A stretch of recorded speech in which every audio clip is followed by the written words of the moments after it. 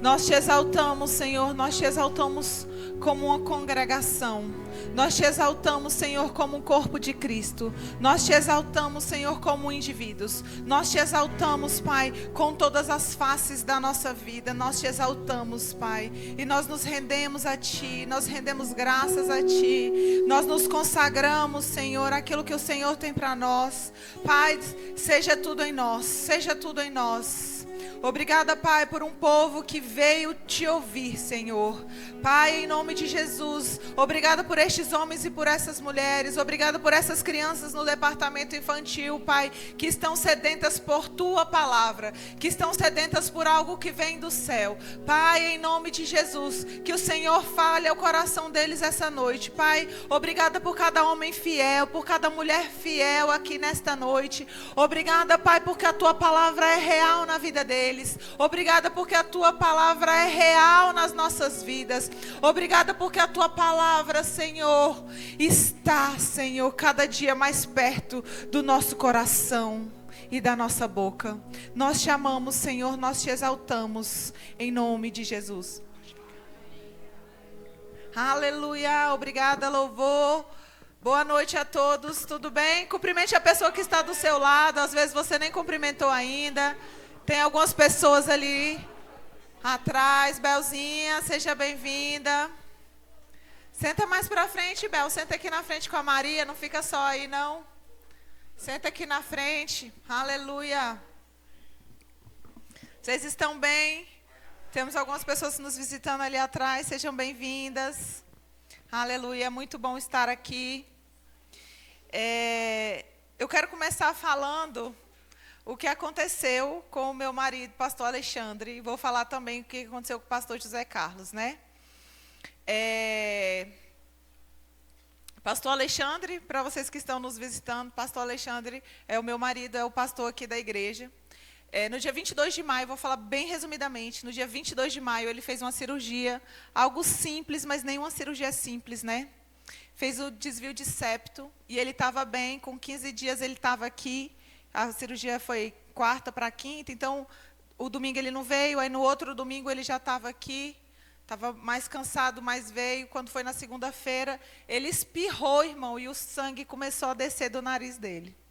Mas foi coisa simples, terça-feira a mesma coisa, e na quarta-feira, quando foi 7 horas da noite, o nariz dele começou a sangrar, foi parar 00:30, ou seja, 5 horas sangrando. Aí eu vou ser bem... Ele quase morre, querido. De verdade, ele quase morre. Então, assim, foram momentos muito difíceis que a gente passou. Ele hoje tem 10 dias, eu acho, da cirurgia que ele fez. Aí ele estava fraco, fez alguns exames de sangue. Os exames saíram ontem, e ele está com anemia, então está em casa, está cansado, não consegue fazer muita coisa. Lá em casa tem... a escada, e às vezes ele sobe a escada e fica, meu bem, não precisa fazer nada, tá tudo bem, entende? Então, assim, foi algo grave que aconteceu com ele, mas eu quero te dizer que diante de tudo isso, querido, sabe, o Senhor nos assistiu. Só uma coisa que aconteceu, nós estávamos já no 2º hospital com ele, o sangue descendo, e chegamos lá no hospital de base, que era o único hospital que tinha otorrino na madrugada, né? Nenhum hospital particular, ligamos em vários, nenhum tinha. Fomos para esse hospital, lá no hospital de base. Glórias a Deus por esse hospital, por aquela equipe médica. E aí, quando a gente chegou, eles falaram assim, olha, o otorrino que está de plantão está na cirurgia e não tem nem hora para chamar. Aí você fica assim, né? Só que entre a gente chegar e ele estar dentro do consultório, sendo atendido pelo otorrino, foi nem 10 minutos. Sabe, eu vejo assim realmente a mão de Deus ali, ela chegando naquela hora, e ela realmente, naquele momento, ela fez um curativo, que o sangramento dele parou. Isso foi de quarta para quinta. Quando foi na quinta-feira, ele fez a cirurgia no final da tarde. Então, assim, ele está bem, realmente perdeu muito sangue, ficou fraco, mas está bem. Estou dando muito couve, tá certo? Muita beterraba, muita cenoura, muito ferro, muita vitamina C, já está repondo o ferro. Então ele está lá. E assim, diante disso, eu quero realmente agradecer aqui a vocês, a todos vocês, sabe, que estão juntos conosco, porque nesse momento em que a gente está vivendo ali, aquilo ali, eu só tinha cabeça para tomar decisão. Não dava para colocar no grupo da igreja, ore pelo pastor, ele está morrendo. Eu estava lá segurando, enfim, sabe? E algumas pessoas estavam me acompanhando, porque eu tinha saído do remo, então algumas pessoas estavam comigo, e aí essas pessoas começaram a perguntar, enfim. Mas, sabe, tem entre tantas outras coisas que eu vi realmente a mão de Deus assistindo a gente. O médico dele estava viajando, entraram em contato com o médico dele me ligou, e, enfim... Sabe, eu vejo realmente a mão de Deus e eu quero, como, assim, eu sei que ele vai querer falar, ele vai contar a história dele, ele é mais detalhista do que eu, não parece, mas ele é mais detalhista do que eu. E, assim, agradecer a cada um de vocês, sabe? Nós temos recebido tantos carinhos essa semana, temos recebido almoço lá na minha casa, que maravilha, gente, que coisa boa. Assim, sabe? Lanches também, então, é muito mais do que estar junto, é provar que nós estamos juntos, né? Nós, de fato, somos uma família e eu aqui, como a esposa dele, eu quero dizer para vocês, muito obrigada. Obrigada pelas orações, obrigada por tudo. Amém? E o pastor José Carlos, vocês presenciaram aqui, eu acredito que há 15 dias, né? Há 7 ou há 15 dias, né? 15 dias, ele estava ministrando, ele teve um problema, algumas pessoas não estavam, que ele estava aqui ministrando, e ele teve um problema, enfim, ele teve que sair e voltou para casa. Então, ele estava sentindo algumas dores aqui, ele deve falar sobre isso também, não vou ficar falando muita coisa, mas em 1991, ele teve um pequeno incidente, eu não sei se é desse lado ou se é desse lado, mas é por aqui assim, tá certo? Me perdoe se eu estou errando o lado. E aí ele sentia muitas dores, e foi preciso agora, de sábado para domingo passado, né, hoje tem uma semana, correr para o hospital e ele fez uma cirurgia de emergência. Então, ele está bem também, tá certo? Aí ele passou alguns dias na UTI, porque algumas taxas dele estavam caindo, porque ele também perdeu muito líquido, muito sangue. Mas, sabe, eu também vejo a mão de Deus sobre a vida dele.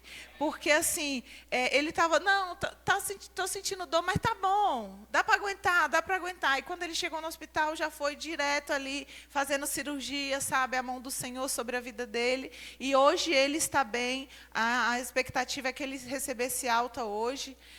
Já viesse para casa, mas o médico achou melhor esperar mais 24 horas para saber, né, provar que está tudo bem mesmo, entendeu? Então, assim, diante disso também, muito obrigada pelas orações, sabe? Eu tenho acompanhado com a Fernandinha, né, que é a filha dele, com a Fernandinha, e ela tem sempre falado, sabe, obrigado pelo carinho de vocês, as pessoas que têm mandado mensagem para ele, pessoas que têm mandado mensagem para ela. E, assim, diante de tudo, eu só estou aqui para agradecer a vocês por tudo que vocês têm feito por nós. Muito obrigada, somos uma família, conte conosco, sabe? É interessante porque a Bíblia, ela fala que o menor, ele é abençoado pelo maior, né? Então, diante de tudo, diante de toda essa situação, a gente vê, nossa, é o meu pastor, eu preciso fazer alguma coisa para ele. Sabe, muitas vezes você não pode fazer nada, mas eu quero te dizer, você tem boca, ore por eles. Continue orando por eles, sabe? Porque eu sei de verdade, queridos, que a oração do justo, ela pode muito em seus efeitos. Inclusive, na hora que ele estava realmente, eu não gosto muito de falar, mas foi o que aconteceu, que ele estava realmente quase morrendo. E eu estava na frente dele e eu só conseguia falar assim, o sangue de Jesus tem poder, o sangue de Jesus tem poder. E eu olhava para a médica e falava, o que eu faço? Porque só estava nós três. O que eu faço? Ela faz isso. E eu, o sangue de Jesus tem poder, o sangue de Jesus tem poder. Nessa hora você não lembra de versículo nenhum, mas você sabe que o sangue de Jesus tem poder. E o sangue de Jesus tem poder mesmo, sabe? Fez a diferença. E é por isso, queridos, que eu quero trazer hoje um tema, ministrar sobre algo que a gente não pode, fala assim, eu não posso ter memória curta. Porque a gente tem uma mania de esquecer algumas coisas. E isso diante de Deus gera uma ingratidão. Por que que gera uma ingratidão? Sabe assim, por exemplo, vamos lá, você tem um filho pequeno, aí você passeou com ele o dia inteiro, fez tudo que ele queria. Vamos supor, a gente foi para o zoológico, comprou aquela pipoca rosa, fazer xixi uma semana rosa, né? Comprou pipoca, comprou lanche, comprou aquele balão, comprou bola, comprou tudo. Aí o menino está todo feliz, chega ali no final do dia, aí ele fala assim, mãe, me dá um picolé. Só que você já está com tanta pressa de ir embora, já tem tanta outra coisa para fazer, você fala assim, não, o picolé não, depois a mamãe te dá. Aí o menino dá uma birra, começa a chorar, diz que você não faz nada, que você é a pior mãe do mundo. Você já imaginou uma situação dessa? Sabe que muitas vezes a gente faz isso com Deus. A gente faz isso com Deus. Por quê? Tantas coisas que Deus já nos deu, tanta salvação. Deus já nos livrou de tantas coisas. E Ele está falando assim, ei, eu sou o Deus que continuo fazendo as coisas por você. Não é porque eu não te dei um picolé que eu deixo de ser seu pai. Está entendendo? Não é porque coisas não aconteceram que Ele deixou de ser Deus. Não é porque coisas não aconteceram na nossa vida que a gente vai olhar para Ele e vai falar, também não quero mais. Não podemos, queridos, ser dessa forma. Não podemos ser ingratos. Por isso que a Bíblia diz, quero trazer à memória o que me dá esperança. Por que que a gente olha para as pessoas e sempre o exemplo ruim tem que ser o nosso exemplo? Não, mas você viu fulano? Fulano fez essa cirurgia e morreu. Mas quantas pessoas fizeram essa cirurgia e não morreram? Não é verdade? Tanto é que o médico falou para o Alexandre, falou assim, rapaz, menos de 1% da população mundial que faz essa cirurgia tem esse sangramento no nariz, que foi uma artéria, e acabou que eu não falei, né? Mas foi uma artéria que abriu, que rompeu, e a artéria começou a sair muito sangue. Então, se ele tivesse em casa há muito tempo, enfim, tantas outras coisas ruins poderiam ter acontecido, sabe? Mas a gente precisa ter essa consciência do que Deus faz. Essa consciência eu quero trazer para vocês hoje, a consciência da redenção. O que é a redenção? O que a gente olha e a gente fala assim, o que é a redenção de Deus? Abra sua Bíblia aí, eu vou dar alguns versículos, alguns textos para a gente ter uma base, para a gente caminhar até onde eu quero chegar, tá bom? Abra sua Bíblia lá em Malaquias. Lá em Malaquias 3.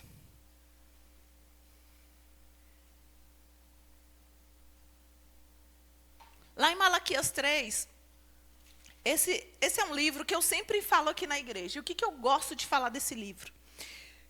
Quando a gente lê Malaquias 1, 2, 3 e 4, a gente está vendo Deus olhando para nós de forma completa. Algumas pessoas quando falam assim, Malaquias 3, já vai tirar o dízimo de novo. Já vai tirar outra oferta. Malaquias 3:10, trazei todos os dízimos à casa do tesouro. Ei, já vai tirar. Só que não, quando a gente lê Malaquias inteiro, a gente vê Deus olhando para nós e falando assim, vocês estão errando nisso, nisso, nisso. Se consertem para que vocês consigam usufruir de tudo aquilo que eu tenho para vocês. Então, Ele olha para nós e Ele nos vê completos. Amém? A partir aqui do 6, Ele fala assim, 3:6. Pois eu, o Senhor, não mudo, por isso vós, ó filhos de Jacó, não sois destruídos. Fala comigo, Deus não muda. Deus não muda. E você sabe, Deus não muda, não é porque... não, como eu falei, lembra que eu contei a história aqui do picolé, inventei essa história aqui do picolé. Aí imagina Deus, fala assim, também agora eu não vou te dar mais nada. Não vou te dar mais nada, porque você é um menino birrento. Não, Deus olha para nós e fala assim, ei, porque eu não mudo o que eu tenho com você. Então, entende, o que Deus tem com você, Ele não muda. Mas se nós andarmos da forma incorreta, nós não iremos usufruir daquilo que Ele tem para nós. Amém? Aí Ele continua aqui. Desde os dias de vossos pais vos desviaste dos meus decretos e não os guardastes. Voltai para mim. Olha o que o Senhor está dizendo. Voltai para mim e eu me voltarei para vós, diz o Senhor dos Exércitos. Mas vocês perguntam, como nós devemos voltar? E aí o Senhor responde, pode um homem roubar a Deus? Todavia, vós me roubais. E ainda perguntam, como nós te roubamos? Nos dízimos e nas ofertas. Estais debaixo de grande maldição, pois me roubais. A nação toda me rouba. Trazei todos os dízimos ao tesouro do templo, para que haja mantimento na minha casa. E provai-me nisso, diz o Senhor dos Exércitos. E vede se não abrirei as janelas dos céus, e não derramarei sobre vós tantas bênçãos que não conseguireis guardá-la. Por vossa causa também repreenderei a praga devoradora, e ela não destruirá os frutos da vossa terra, nem as vossas videiras no campo perderão o seu fruto, diz o Senhor dos Exércitos. E todas as nações vos chamarão bem-aventurados, pois a vossa terra será aprazível, diz o Senhor dos Exércitos. Sabe aqui como eu estou falando, é todo um contexto do que Deus estava dizendo. Mas eu quero dizer para você, você está fazendo a coisa certa. Como está a sua vida? Como você olha para você e você olha, eu estou fazendo a coisa certa.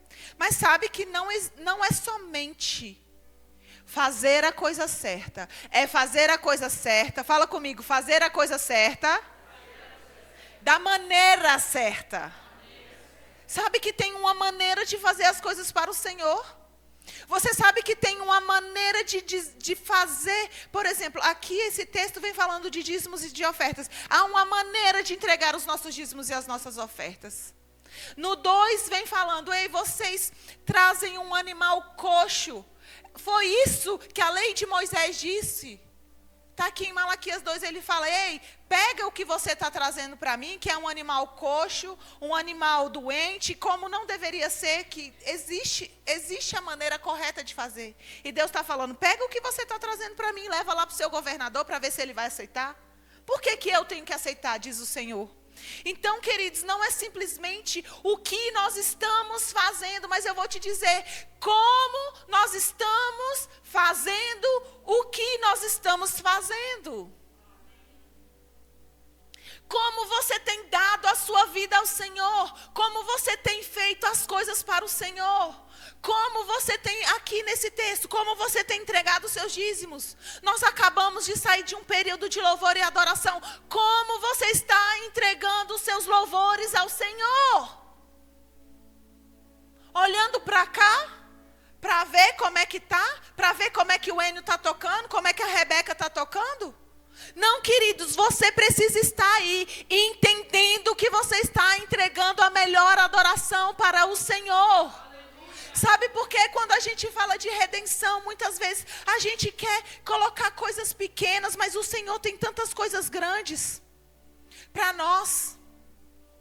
E aí, diante disso, diante desse contexto que eu trouxe para vocês, não somente fazer a coisa certa, mas fazer a coisa certa da maneira correta.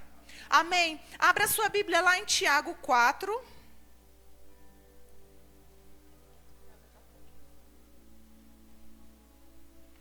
Tiago 4. Aleluia.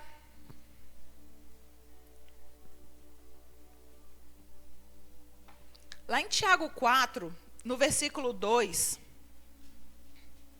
fala assim: cobiçais e nada conseguis, matais e invejais e não podeis obter, brigais e fazeis guerras, nada tendes porque não pedis. Aí olha só, vamos lá, vamos responder uma pergunta da nossa própria vida. Por que muitas vezes a gente não tem o que a gente precisa?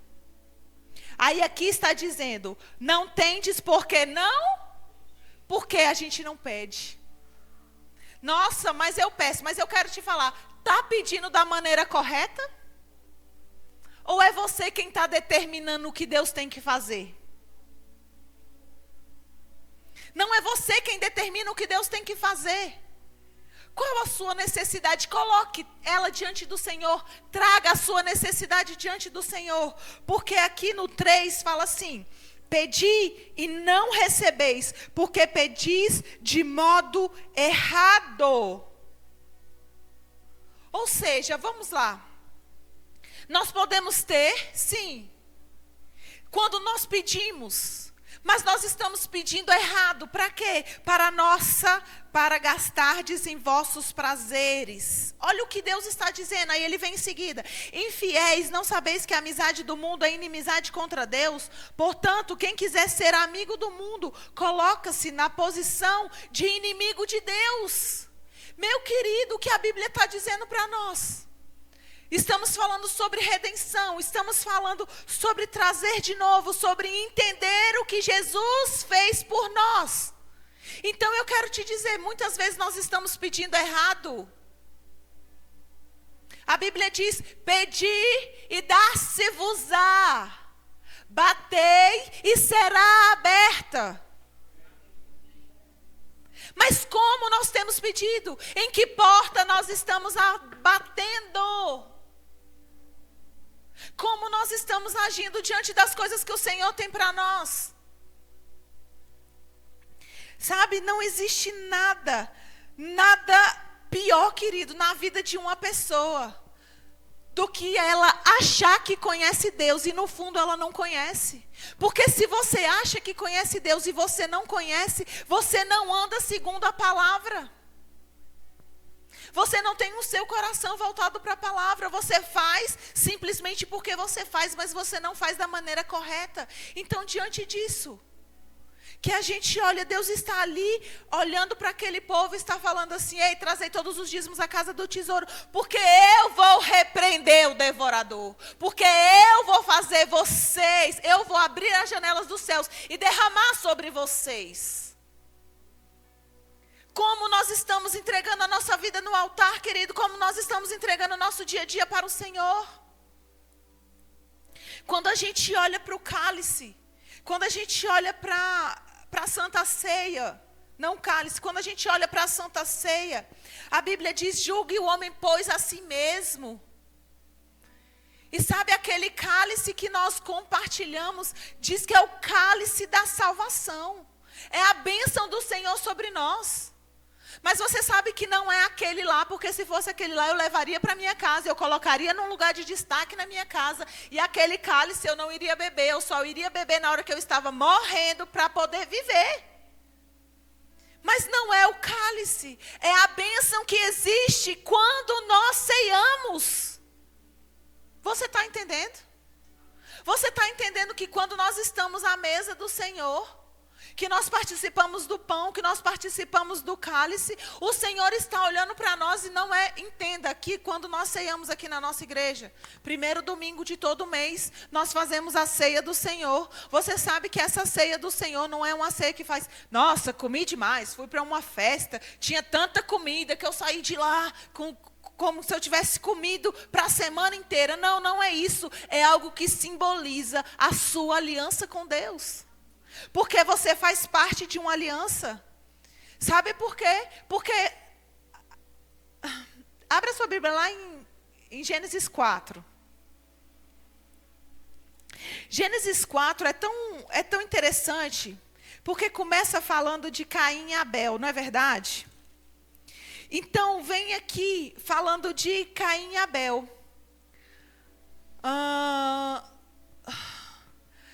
O 2.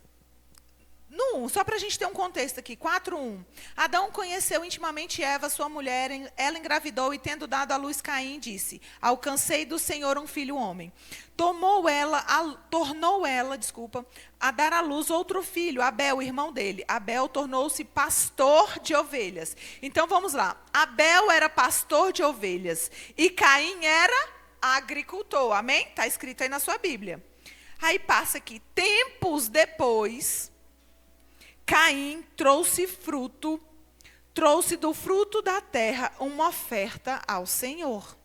Abel também trouxe uma gordura das primeiras crias de sua ovelha, e o Senhor acolheu bem Abel e a sua oferta, mas não acolheu a Caim e sua oferta. Por isso Caim ficou furioso e ficou com o semblante abatido. Então o Senhor perguntou a Caim: Caim, por que tiraste?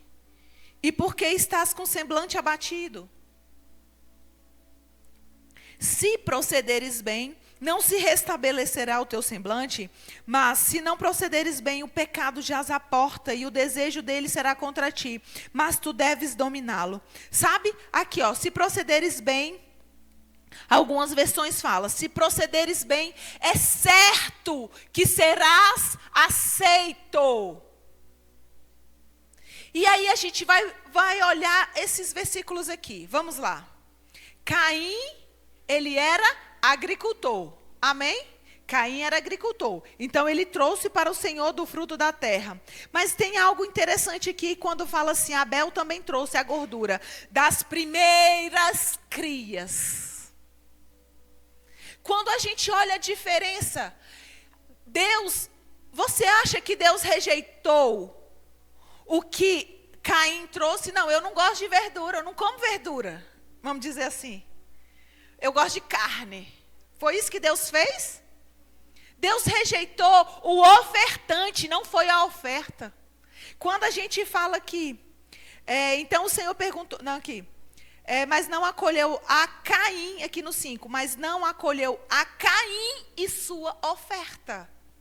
Ele primeiro rejeitou o ofertante, depois ele rejeitou a oferta. Por quê, querido? Porque toda oferta tem um ofertante por trás. E eu quero dizer para você, qual é a oferta que você está trazendo diante do Senhor? E como está o seu coração trazendo a oferta? Porque quando a gente olha, por exemplo, ali a oferta da viúva, Jesus estava naquele lugar e a Bíblia diz que Jesus estava olhando como as pessoas estavam colocando, não o quê. Depois Jesus fala, olha, de todos os que colocaram, ela com certeza deu muito mais. Por quê? Porque ela deu tudo o que ela tinha. E Jesus aceitou aquela mulher e não necessariamente a oferta daquela mulher. Estamos falando sobre vida, estamos falando sobre a sua vida. Eu quero que você olhe para você hoje, queridos. Percebendo no seu espírito o que você pode melhorar. Onde você pode melhorar. Sabe? Porque quando a gente entende o que nós estamos fazendo, que o nosso coração é tão importante estar alinhado. Não somente vamos fazer. Ah, não, tá bom, vamos lá. Eu tenho que ir para a igreja hoje, eu tenho que servir, eu estou no diaconato. Tá aí o Léo e a Vanessa hoje escalados no diaconato. Aí, ah, não, eu vou de novo. Querido, Deus está vendo o seu coração, nós estamos vendo o seu serviço. Eles servem com muito amor, eu sei, só dei esse exemplo, mas eles servem com muito amor. Sabe como você está servindo ao Senhor? Como você está fazendo as coisas diante do Senhor? Ah, não, eu vou fazer porque todo mundo está fazendo. Querido, se todo mundo está fazendo e você não está fazendo, pergunte ao Senhor se é para você fazer também. Porque se todo mundo estiver errado e você estiver certo, continue certo. Agora, se todo mundo está fazendo algo certo e você não está fazendo, eu te digo, comece a fazer algo certo diante do Senhor. Porque existem coisas que o Senhor quer tratar conosco, que nós estamos trazendo o que nós precisamos trazer, mas o nosso coração não está alinhado. Aí a gente vê aqui no 7, Deus falando assim, ei Caim, por que você está abatido? Se você proceder bem, é certo que você vai ser aceito. Aí você sabe que o contrário disso é verdade? Se você proceder mal, é certo que você vai ser rejeitado. É ou não é? Você concorda com isso ou é coisa da minha cabeça? Se você proceder bem, queridos, você vai ser aceito. Se você proceder bem, o Senhor vai receber aquilo que você está entregando para Ele. E entenda que eu não estou aqui necessariamente, queridos, falando de oferta, de dízimo, de dinheiro, não. Estou falando de vida. Fala comigo, estamos falando de vida. Porque, mais uma vez, quando a gente olha para Malaquias, Deus está falando assim: ei, ame a sua esposa, a mulher da sua mocidade. Onde é que está isso envolvido com dinheiro, querido? Ah, não, só quem é rico que trata bem a esposa, só quem é rico que trata bem o marido. É verdade? Não, não é verdade. Isso é um princípio bíblico que acabou. Não depende de dinheiro, depende de decisão. Quando a gente olha para a palavra e a gente vê redenção, o que é redenção? Salvação, perdão dos pecados. Nós somos tirados do inferno, do império das trevas e somos levados para o reino do Filho do seu amor. Redenção, na antiga aliança, a gente pode colocar como resgate de uma propriedade. Eu quero que você abra a sua Bíblia. Deixa eu ver aqui. Lá em Gênesis 47. Gênesis 47. Vou explicar o que eu acabei de dizer. Redenção é o resgate.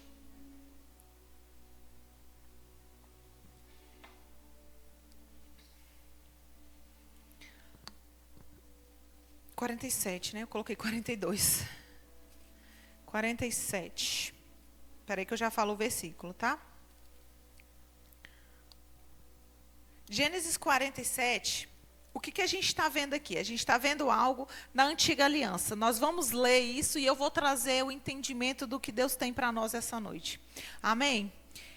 A partir do versículo 13. Vamos lá. Antes aqui, só para eu explicar para vocês o que estava acontecendo. Aqui nós estamos vendo José. Toda a trajetória de José do Egito, que a gente vê. E aí ele teve um sonho. O faraó teve um sonho. José foi levantado para interpretar aquele sonho. Quando ele interpretou aquele sonho, ele foi colocado como governador daquele lugar. Porque ele falou assim, haverá sete anos de fome, 7 anos de fartura, depois haverá 7 anos de fome. Então, administre bem os 7 anos de fartura, para que o Senhor esteja bem nos 7 anos de fome. Então, José ele era o governador, ele administrava tudo. Aí, olha só aqui no 13, a partir do 13, só para a gente entender. Não havia mantimentos em toda aquela terra, porque aqui já estava no período de fome, já estava nos 7 anos de fome, amém? Porque a fome era muito severa, de modo que a terra do Egito e a terra de Canaã desfaleciam por causa da fome. Então José arrecadou toda a prata, olha só, José arrecadou toda a prata que havia na terra do Egito e na terra de Canaã, dada pelo trigo que compravam, e levou à casa do faraó. Pode continuar.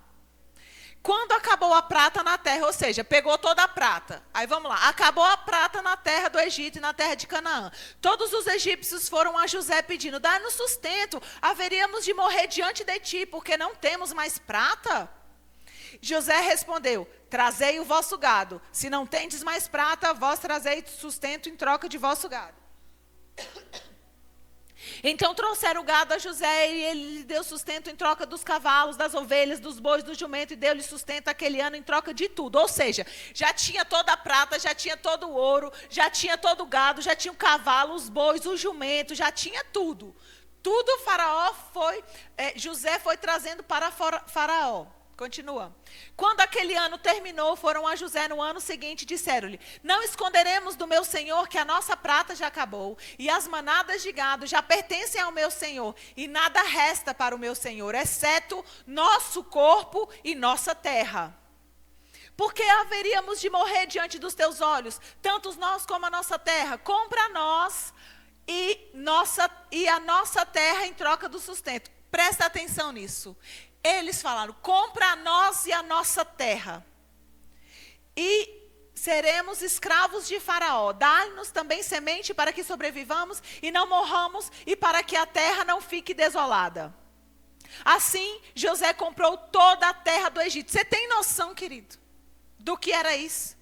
Não tem mais prata, não tem mais gado, não tem mais dinheiro, não tem mais nada. Então foi feita uma grande transação comercial para que aquelas pessoas não morressem de fome. Eles falaram: olha, nós daremos a nossa vida, nós seremos escravos de Faraó, nós daremos as nossas terras, mas nós não queremos morrer. Tá certo? E aí vem. Assim comprou toda a terra do Egito, porque cada um dos egípcios vendia o seu campo, já que a fome sobre eles era muito severa, e a terra passou a ser de Faraó. Amém? Presta atenção, a terra passou a ser de quem? De Faraó. E José tornou o povo escravo de um extremo ao outro do Egito. Então o povo do Egito foi escravo de Faraó. Apenas não comprou a terra dos sacerdotes. Próximo. Aqui era uma aliança que ele tinha. Então José disse ao povo: hoje comprei a vós e a vossa terra para Faraó. Aqui está a semente para vós, para que semeeis a terra. Pode deixar aqui. Olha só, o que José fez. Estava todo mundo com fome, entregou prata, entregou gado, entregou tudo que tinha. Agora vamos entregar a nossa vida, vamos entregar a nossa terra. Mas não nos deixa morrer de fome. Então José olha para aquele povo, que eles estavam naquela terra, continuavam morando naquela terra. É como se você falasse assim: olha só, eu tenho uma dívida com você. Por exemplo, pastor Joselito chega para mim e fala: Isva, eu tenho uma dívida com você. Mas eu tenho aqui o meu apartamento. Vamos supor, a dívida é 500 mil, o meu apartamento é 500 mil. Eu falo: tá bom, eu recebo o seu apartamento, mas eu vou deixar você morando lá. Foi isso que aconteceu.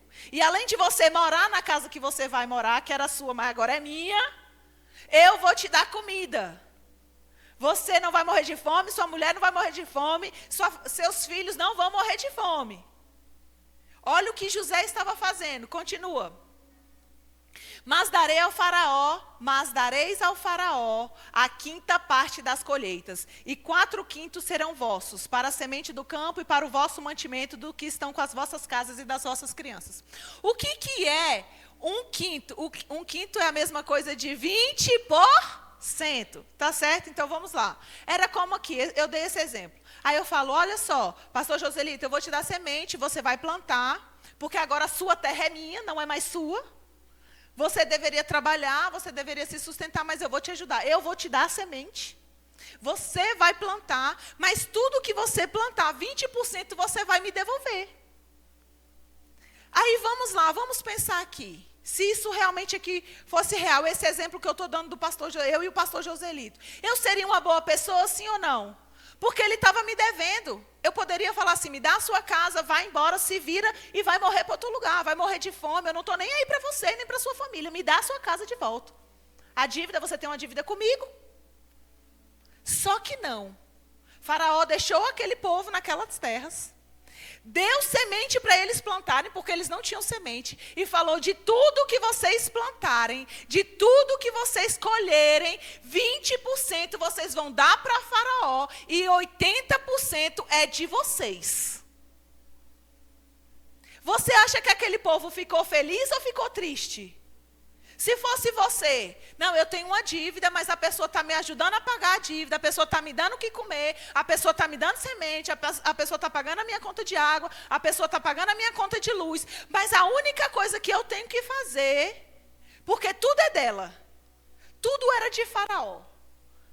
Você entende que tudo era de Faraó? Se Faraó chegasse e falasse assim: olha, da sua colheita você vai me devolver 100%, e eu vou ver o que eu te devolvo. Só que Faraó estava: me dê só 20%. Você sabe o que isso significa quando a gente olha a história, quando a gente olha para Deus, quando a gente olha para Jesus? É justamente isso que está acontecendo conosco hoje. Como assim? Nós estávamos em um ambiente, a Bíblia diz, lá em Colossenses, que nós estávamos em um reino, em um império das trevas. Ou seja, a casa que a gente morava não era nossa. O lugar que a gente tinha não era nosso. Nada que a gente tinha era nossa. Só que vem Jesus. E Ele compra a nossa dívida. Sabe por quê que Ele compra a nossa dívida? Porque a nossa dívida, ela não pode ser paga com coisas. A nossa dívida só poderia ser paga com o sangue do Cordeiro. A nossa dívida só poderia ser paga com o sangue de um inocente derramado naquela cruz. Para quê? Para esmagar a cabeça de Satanás e pagar a nossa dívida. Porque nós, por nós mesmos, não poderíamos pagar a nossa dívida. Porque quando a gente está em uma situação, querido, que a gente está dando tudo, e mesmo assim não está resolvendo, a gente olha para esse povo, eles estavam dando gado, porque eles estavam olhando e eles estavam falando assim, mais importante é a minha vida, então eu vou dar a minha prata. Depois, mais importante é a minha vida, então eu vou dar o meu gado. Mais importante é a minha vida, então eu vou dar as minhas propriedades. Mais importante é a minha vida, então eu vou me colocar como escravo em uma situação onde eu vou pelo menos comer. E Deus olha para nós em uma situação onde nós éramos escravos. Nós éramos escravos do mal, nós éramos escravos de Satanás. A Bíblia diz lá em Efésios, nós éramos escravos, Ele nos amou quando nós ainda éramos filhos da desobediência. Mas Jesus nos resgatou, Jesus nos comprou, Jesus nos resgatou, nos redimiu. Nós somos livres em Cristo Jesus. Você sabe que o livramento que Jesus nos deu, querido? Abra sua Bíblia lá em 2 Pedro 2. 2 Pedro 2 é um versículo que a gente usa muito. Quero ler aqui na minha Bíblia. 2 Pedro 2, no versículo 9.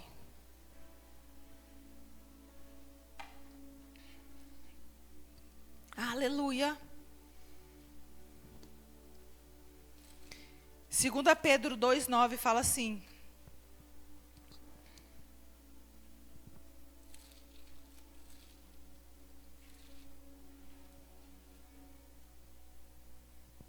Desculpa, é 1 Pedro 2,9. Eu vi que estava errado. 1 Pedro 2, no versículo 9, fala assim.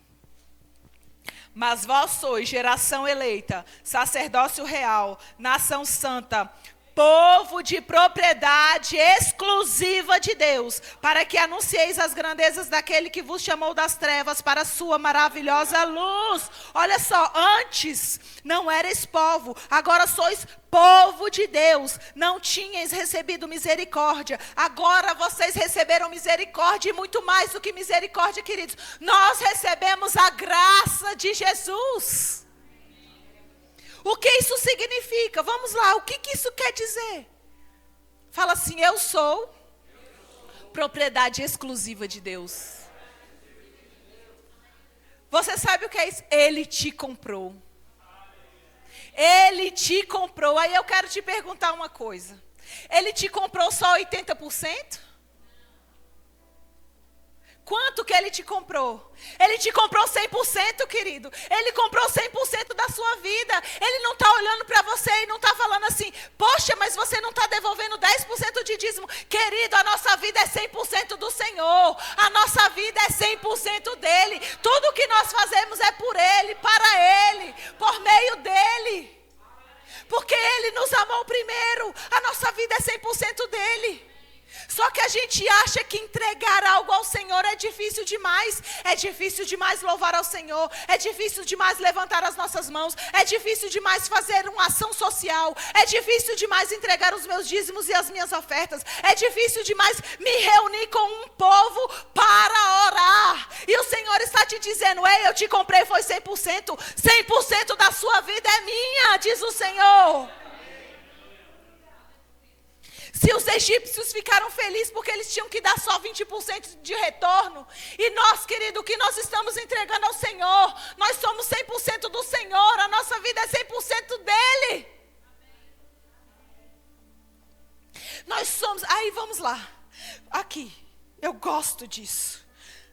Povo de propriedade exclusiva de Deus. Vamos lá, vamos imaginar, Deus tem uma coisa, não vou nem dizer o que, vamos imaginar, Deus tem uma coisa.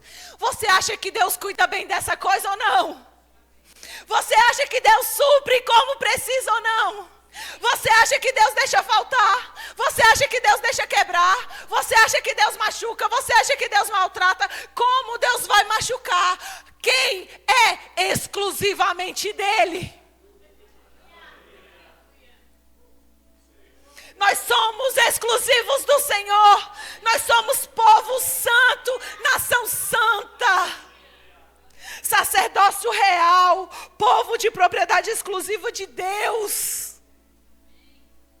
A sua vida, querida, é 100% do Senhor.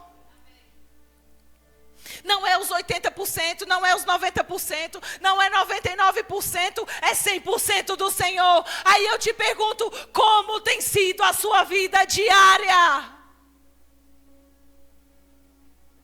Como você está vivendo a sua vida para o Senhor? Pode o homem roubar a Deus? Sim, o homem tem roubado a Deus. O homem tem roubado a Deus quando ele está sendo negligente no tempo, nas ofertas, no servir ao Senhor, no amar aos irmãos, no ser justo em coisas que precisam ser justas. Estamos roubando o nosso tempo de Deus. Estamos dizendo, Senhor, o Senhor disse que eu sou 100% sua, mas espera aí que eu preciso dessa porcentagem aqui para resolver o meu problema. Não, o Senhor fala, ei, você está cansado? Ele diz, vinde a mim, todos vós que estáis cansados e sobrecarregados, e eu vos aliviarei. O Senhor está aqui, queridos, porque nós somos propriedade exclusiva do Senhor. Aí a gente vê aqui 1 Pedro ainda, agora 1 Pedro 18. Sabendo que não foi com coisas perecíveis, como prata ou ouro, que vocês foram o quê? Resgatados da vossa maneira fútil de viver, recebida por tradição dos vossos pais, mas fostes resgatados pelo precioso sangue, como de um cordeiro sem defeito e sem mancha, o sangue de Cristo, meu querido. Sabe quando a gente olha a história de Faraó, quando a gente olha essa história que eu acabei de contar, esse pedaço da história, eles entregaram a prata porque a vida era mais valiosa, eles entregaram o gado, eles entregaram a propriedade, eles entregaram a vida deles, porque eles não queriam morrer. Mas quando Deus olha para nós, Ele fala assim, ei, vocês não foram comprados com prata não. Vocês não foram comprados com dinheiro que a gente pode contar. Não foram comprados com ouro. Deixa eu te falar uma coisa. Ouro para Deus é asfalto, querido. Se na Bíblia, se no céu nós teremos ruas de ouro, você pega um pedaço de asfalto e faz uma aliança para colocar no seu dedo? É isso que é para Deus. Ouro é asfalto. Então, diante de Deus, ouro não tem valor. Mas a sua vida tem valor. O que você faz para o Senhor tem valor. O que você faz diante do Senhor tem valor. O que você faz com seus irmãos tem valor. Como você faz, o que você faz é o que importa. Porque Ele nos resgatou, não foi com prata, não foi com ouro, mas foi com o próprio sangue dEle. E nos fez propriedade exclusiva do Senhor, nação santa. Nós somos 100% dele, queridos. Quando você estiver orando e você fala, Senhor, eu estou com esse problema, eu estou com essa situação para resolver, eu quero te dizer uma coisa. Essa semana, vamos lá, vamos fazer um combinado. Coisa de mãe, né? Fazer combinado. Não ore sobre os seus problemas essa semana. Lembrou do problema? Levante as suas mãos. Porque dele, por ele, para ele são todas as coisas. O seu problema vai ficando para trás. Porque você vai começar a adorar o Senhor. Ah, mas está apertado. Querido, Querido, tem que estar apertado mesmo. Sabe por que tem que estar apertado? Porque quando está apertado a gente começa a lembrar. E a gente começa a se consagrar mais. A gente começa a orar mais. E aí a nossa vida vai mudando. Só... Eu não sei cantar, gente. Graças a Deus eu não sou do louvor. E fazer... grande. Olha só, você acha que tem problema que resiste? Diante dessa situação, diante de você levantar as suas mãos e falar que Ele é grande na sua vida, e falar que Ele é o grande Senhor da sua vida, que a sua vida é 100% dEle. E se a gente olha, Deus está cuidando bem do que é dEle, porque nós achamos que Ele não vai cuidar bem de nós?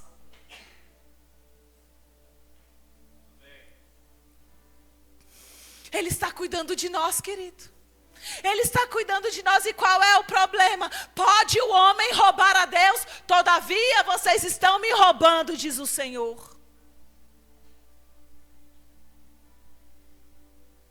Quando eu leio Malaquias, e eu amo Malaquias de verdade. É um livro que eu leio muito, estudo muito sobre ele. Quando eu leio Malaquias, Deus começa falando assim.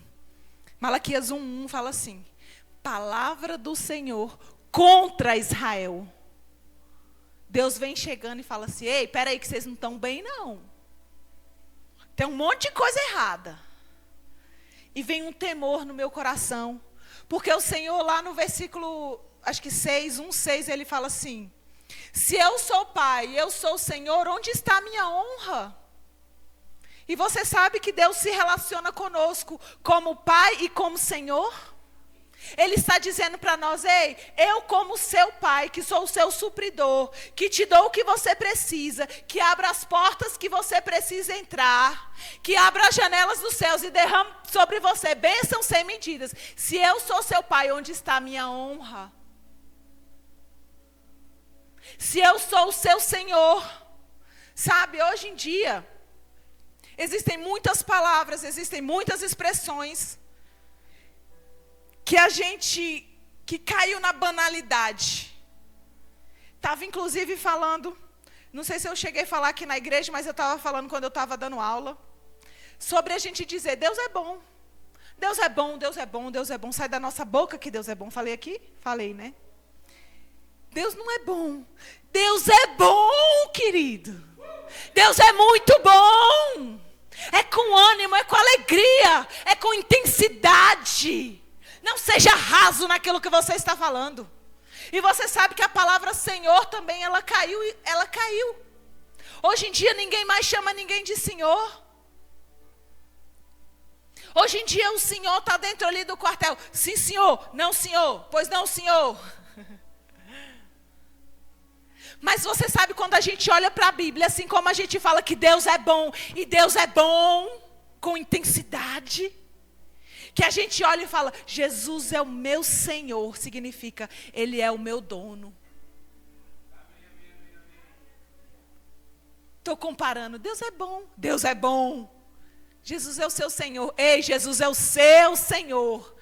Nada te falta. Jesus é o seu dono. Ele é o dono da sua vida. Ele é o dono do destino que você tem. Ele é o dono das suas decisões. Que decisão, querido? Todas, porque 100% daquilo que o Senhor comprou, Ele não está negociando nada. Ele não está dizendo: olha, fica com uma porcentagem aí. Ele falou: não, vocês são exclusivos meu, povo de propriedade exclusiva minha. Nação santa, ele diz.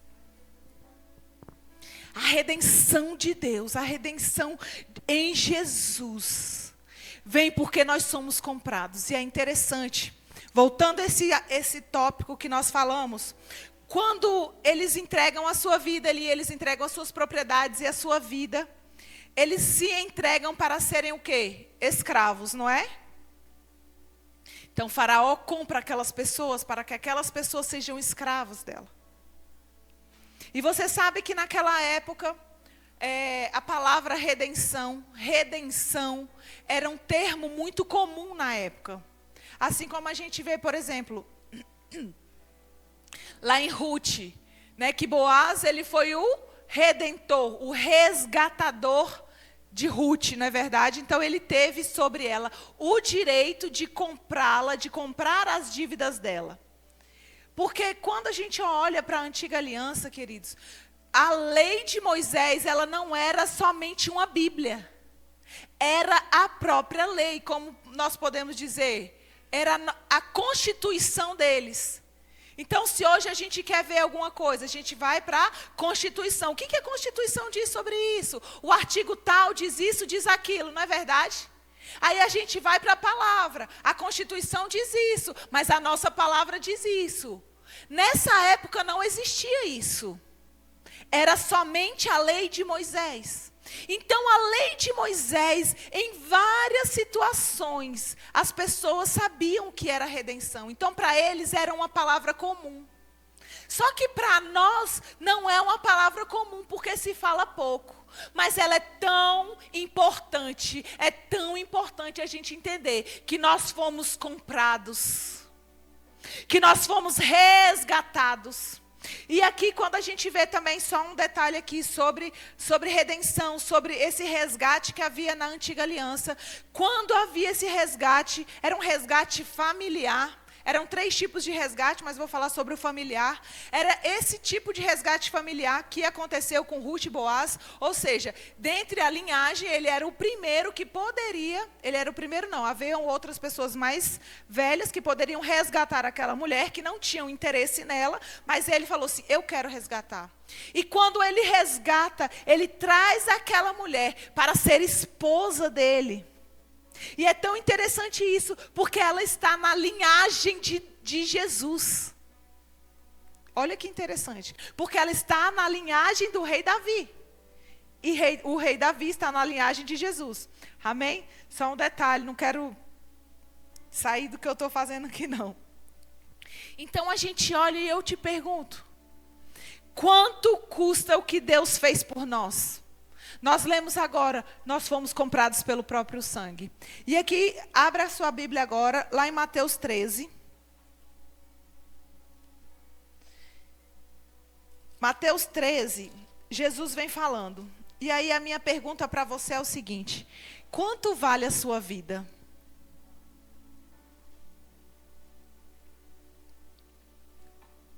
Você já parou para pensar quanto vale a sua vida? A sua vida foi comprada com o sangue de Jesus. Mas se a gente pudesse comprar, se a gente pudesse assim, não, eu quero comprar o meu ingresso, vamos dizer assim, eu quero comprar o meu ingresso para participar do reino de Deus. Você abriu aí na 13, a partir do 44 fala assim, isso aqui é Jesus falando. Então Jesus vem falando aqui no 13, ele vem falando de várias parábolas, ele vem colocando as pessoas, ele vem situando as pessoas, como por exemplo aqui, no começo, não vou ler, mas ele vem aqui falando da parábola do semeador, falando sobre a semente ser a palavra, amém? Ele vem falando sobre a parábola do grão de mostarda. Aí aqui no 44 ele fala sobre o reino do céu. O reino do céu é semelhante a um tesouro escondido no campo, que um homem esconde, e depois de achá-lo, então, em sua alegria, vai e vende tudo o que tem e compra aquele campo. Olha só, deixa esse versículo aqui, por favor. Pensa comigo. O reino do céu é semelhante ao tesouro escondido no campo. Então, o que Jesus está fazendo? Olha, existe um tesouro que foi escondido num campo, em determinado campo. E quando aquele homem acha aquele campo, o que ele faz? Ele vende o quê? Ele vende tudo o que tem. E vai e compra aquele campo. Eu quero te dizer, o reino de Deus vale toda a sua vida. Porque ele vai e ele vende tudo o que ele tem. Então, quanto vale o reino de Deus? Fala comigo, o reino de Deus vale tudo o que eu tenho. Tudo o que você tem. O reino de Deus vale tudo o que você tem. Ah, mas eu tenho tantas propriedades, eu tenho isso. Ei, ele disse que vale tudo o que você tem. Mas sabe o que é interessante? Quando Deus olha, quando eu falei ali sobre a oferta de Caim e a oferta de Abel, Ele está olhando a oferta, mas Ele está olhando o ofertante. Então a sua vida, ela vale tudo o que você tem. Aí a gente continua aqui no 45, fala assim: o reino do céu também é semelhante a um negociante que procura boas pérolas. Encontrando uma pérola de grande valor, foi e vendeu tudo o que possuía e a comprou. Eu quero te perguntar, querido, o que você tem de tão valioso na sua vida? Entenda. Não estou aqui falando de propriedade, não estou falando de dinheiro, não estou querendo saber quanto que você tem no banco, não estou querendo fazer que você traga aqui no altar tudo que você tem, mas eu quero te explicar algo.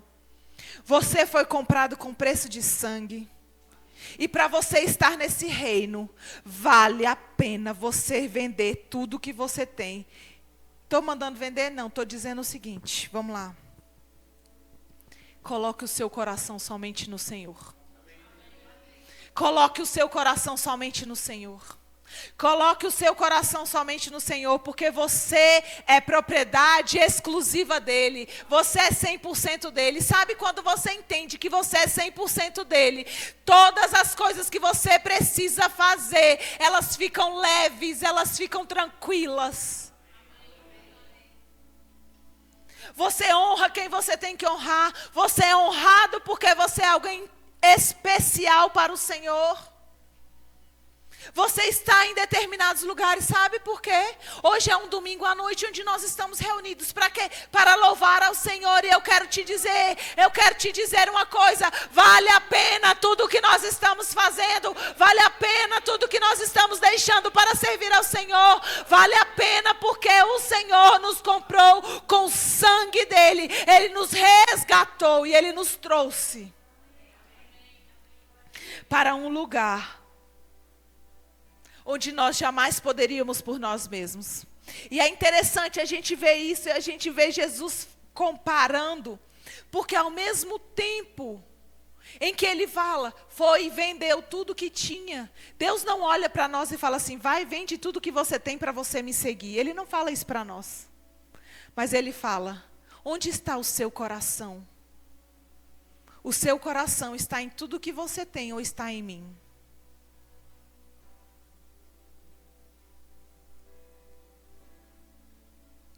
Onde está o seu coração, querido? Nós fomos resgatados. Nós saímos do reino das trevas.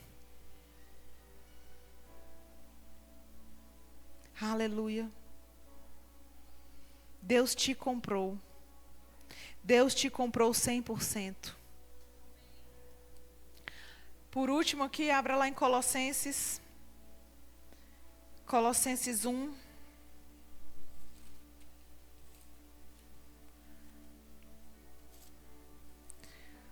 Aleluia, aleluia, o Senhor é bom.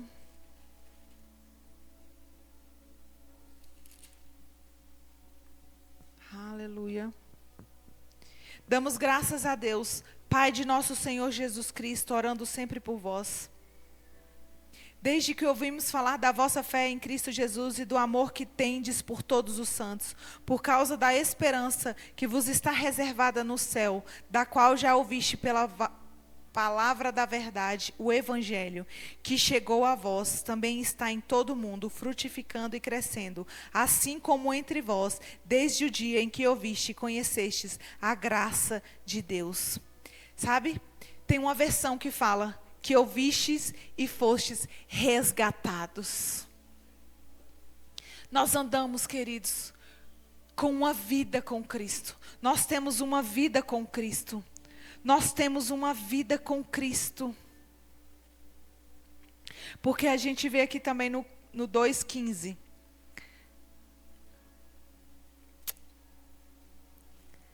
a partir do 13. E a vós, quando ainda estáveis mortos dos vossos pecados e na incircuncisão da vossa carne, Deus vos deu vida juntamente com ele, perdoando todos os nossos pecados. E apagando a escrita de dívida que era contrária e constava contra nós em seus mandamentos, removeu-a do nosso meio, cravando na cruz, e tendo despojado os principados e poderes, os expôs em público, e na mesma cruz triunfou sobre ele. Ei, nós tínhamos uma dívida e a nossa dívida era impagável. Jesus pagou a nossa dívida. Jesus pagou a nossa dívida e a nossa dívida hoje está paga. Por isso que nós dizemos, nós somos 100% propriedade do Senhor. A nossa vida é do Senhor. Nós somos de Cristo. Nós somos alimentados pela palavra do Senhor. O Senhor está em nós. Não há circunstâncias, queridos, que vão nos parar. Sabe, o pastor Humberto falou uma coisa aqui no vídeo, que eu já ouvi ele falando antes, e eu comecei a declarar, não importa quantos problemas estão me cercando, existe muito mais solução dentro de mim, do que problema fora de mim. Existem muito mais soluções dentro de você, queridos, do que problemas do lado de fora. Existem muito mais coisas para você fazer por Deus, do que você olha e fala, não consigo, não consigo. Ei, o Senhor está dizendo, em mim você pode todas as coisas. Aleluia. Sabe, nós fomos resgatados. Nós não somos de nós mesmos. E sabe, quando a gente olha para Deus, algumas semanas atrás, eu ministrei sobre a paternidade de Deus. Jesus veio resgatar a paternidade de Deus. Não sei se você lembra disso. Então é interessante. Porque quando o faraó comprou aquele povo, foi para ser escravo. Mas quando Jesus nos compra, não é para ser escravo, querido. Fala comigo, eu fui comprada para ser filho. Para ser filho. Para ser filho de Deus. Eu sou propriedade exclusiva de Deus. Eu sou filho de Deus. O Senhor te ama, querido. O Senhor te supre. O Senhor te dá aquilo que você precisa. Por quê? Porque você está obedecendo ao Senhor. E sabe, lá em Malaquias ainda, no 3, no versículo 18, ele fala assim, então verás mais uma vez a diferença entre aquele que serve a Deus e aquele que não serve a Deus, entre aquele que é justo e aquele que é ímpio. E eu pergunto para você, querido, quem é você nessa noite?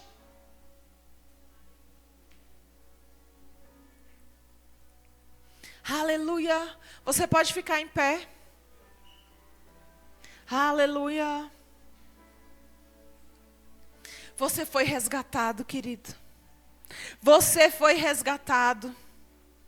Você foi resgatado. Sabe quando a Bíblia fala sobre escravidão? Quando a Bíblia fala sobre escravidão, ela vem falando que você é escravo daquilo que te vence. E eu quero te fazer uma pergunta nessa noite. O que está te vencendo? Quais são as circunstâncias que estão te vencendo? Sabe, diante do que você está vivendo, existem pecados que você está cometendo na sua vida que você precisa mudar. Se precisa, querido, eu te digo, o Senhor está pronto para te perdoar. O Senhor está pronto para te abençoar. O Senhor está pronto para levantar. Na verdade, Ele já está estendendo as mãos para que esses pecados que você tem cometido, querido, você saia deste lugar de escravidão e entre para o lugar do reino do Filho do seu amor. Aleluia.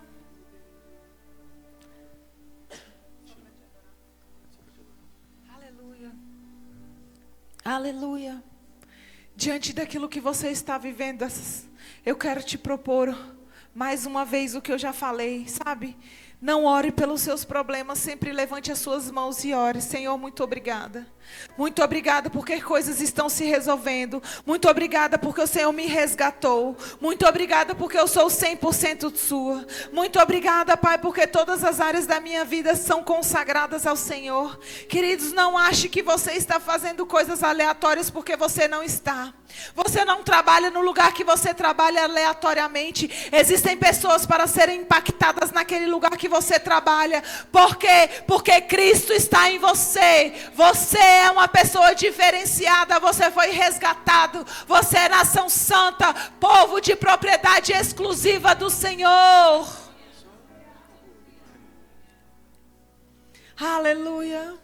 E eu quero saber se existe alguém aqui essa noite que quer confessar Jesus como Senhor e Salvador da sua vida. Isva, mas o que significa confessar Jesus como Senhor e Salvador da minha vida? Significa que Ele vai ser o seu Senhor, que você vai ter um dono bom, que Ele vai cuidar de você, que todas as áreas da sua vida vão mudar, porque você vai entender que você é filho de Deus, que você é filha de Deus, e grandes coisas estão acontecendo na sua vida, porque você está se rendendo àquele que te comprou, àquele que morreu por você, àquele que derramou o sangue, e muito mais do que isso, Ele pagou a sua dívida.